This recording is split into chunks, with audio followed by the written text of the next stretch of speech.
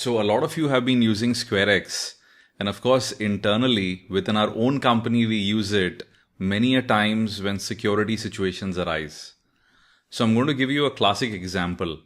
So you launch SquareX, and as you can see, I was just looking through some of the messenger messages people have sent to us.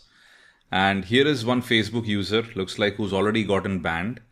But of course, there was a time in between where, the user's photo, everything was visible. And the user says, hey, hello store, I have I have purchased this product from your shop and it is damaged. Please check the product, I will report you. Now, as you can imagine, for most people selling on Facebook, this is what they would end up dreading. Like, we don't sell anything. So of course, it's obvious to us that this is a fake message, but for what it's worth. Now, the name of the zip file which is attached is a dead giveaway. I think in the world of chat GPT and whatnot, I'm guessing this is going to change, but for what it's worth, let's assume that the scammer, spammer, or whoever would have even decided to name the file a little bit more intelligently. Now, had he done that, what would your support team do at this point?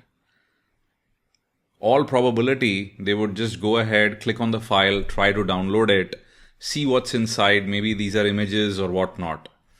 And these are common ways by which, as we all know, people get compromised within organizations, and after the attacker ends up getting a foothold, he can then do lateral movement, breaking into different machines and whatnot.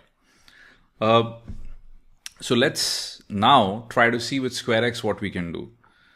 Now, one of the things which we are going to do is, this is a development release that you see. SquareX is going to have a new settings under file viewer, which is enable download interceptor. And what this ends up doing is it allows you to go ahead and intercept any download which is actually happening through your browser and then try to send it to SquareX. Now we can completely block it and only have it through us, but it's a beta feature, so we don't want to do that. And hence, when you try to download it, you see it downloads, but at the very same time, SquareX will open up and give you an option to use our disposable file viewer to view it. So let's try this. I'm going to click on it, opens up as a new tab. But right here, you can see, even though it's downloaded, we also get an option to view safely in disposable file viewer. The moment we click on that, the file right there in memory is going to go ahead and get uploaded into the disposable file viewer. So the disposable file viewer is really a file viewing container of sorts, inside which, of course, you can open anything. It's completely sandboxed, so anything you do inside this little container isn't going to harm SquareX's infrastructure. But at the very same time, nothing you do inside is going to harm you as well. So moving from a probabilistic model, which is, had you downloaded this file, run it through an AV, maybe it would have told you something, maybe not, to a more deterministic security model, which is SquareX, where you don't even care what is inside. Maybe this is malware, maybe this is legit photos, but you were just able to open it up with a simple right click and be able to look at the contents. Now, this, of course, at this point, if you're a little technical, it helps. We can clearly see that this isn't any photo or resume or whatever.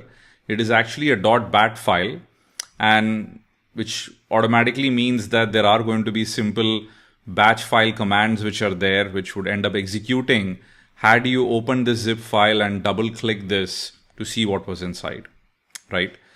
I wouldn't want to open this, see what's inside and all of that, because we aren't doing a malware analysis class. But hey, if you ever encounter something like this or in your company, have them use SquareX and open all of this up with super confidence, never having to worry that you could ever get hacked. So please let me know what you think, and